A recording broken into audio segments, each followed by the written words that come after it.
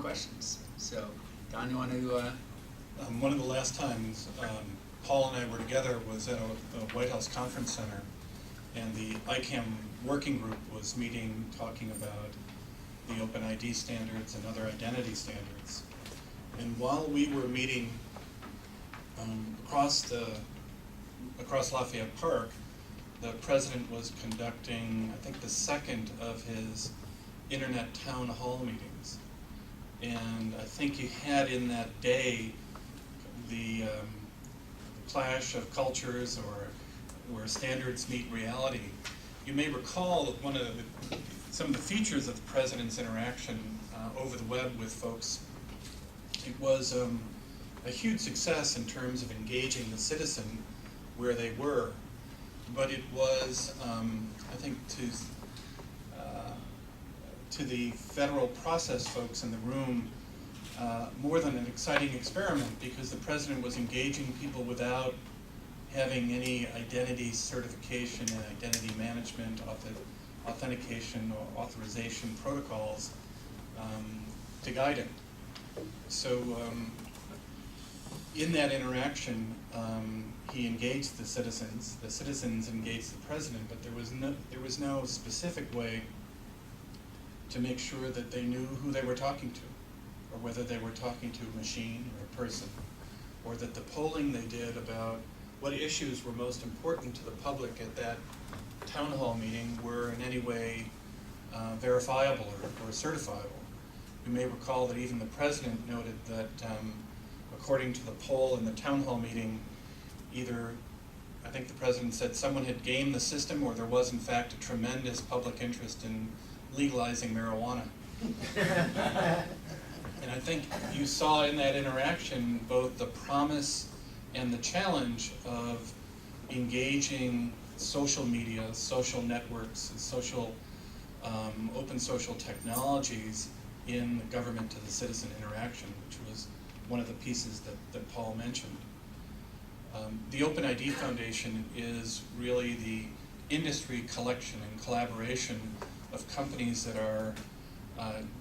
heavily invested, deeply involved in open social technologies. Facebook, Yahoo, Google, as well as dozens of small companies that are really pushing the edge of social media and the open social web, are part of the Open Foundation as our corporate members. We also include IBM, Microsoft, and others. But the other half of the foundation is this 1,000 or so members who are individuals who work on the standard on a volunteer basis and see the Open ID standard as something akin to the kind of the public or the user-centric response to the social web. They see as their model the Linux Foundation. So the Open ID Foundation really sits as the partner with the government, with ICANN, to try and bring to bear what you might call trusted transactions between the public where it is today on Facebook, MySpace, Twitter, Yahoo, Google, etc., into conformance with the kinds of structures and the necessary protocols and technologies that Paul and the ICANN folks are working on. The other takeaway in my brief 5 minutes is this: 38. 38 is the number that is the age where the fault line is around privacy. According to the Stanford study, people that are younger than 38 really have a very different conception of privacy than those of us that are older. We see privacy looked at by the constituencies of Facebook and Twitter, to some extent Yahoo, AOL, and other members, as having a whole different conception of what their identity is and how their identity is parsed in trusted transactions, be that transacting with each other,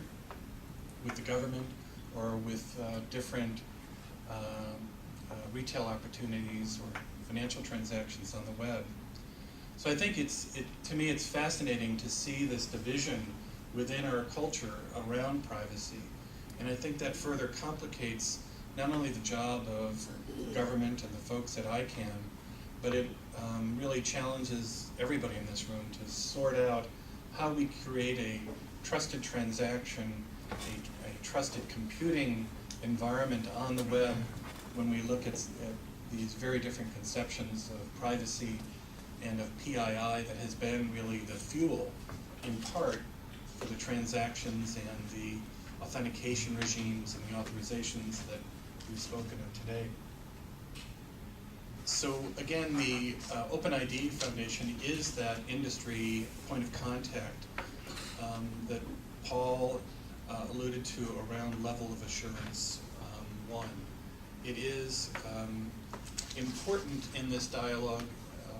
as Vivek Kundra said, because it's where the population is today. If you have an AOL account, if you have a Gmail account, if you have a Yahoo account, if you have a Facebook account, you have an OpenID. And the OpenID can play, and we hope it will play, some small part in this notion of creating trusted transactions between the government and its citizens, the citizen and the government. So I think that hopefully gives you some perspective about where the foundation plays, the voice that it has in this conversation, be it with the IRS and with the Department of Defense, and it probably is a natural bridge to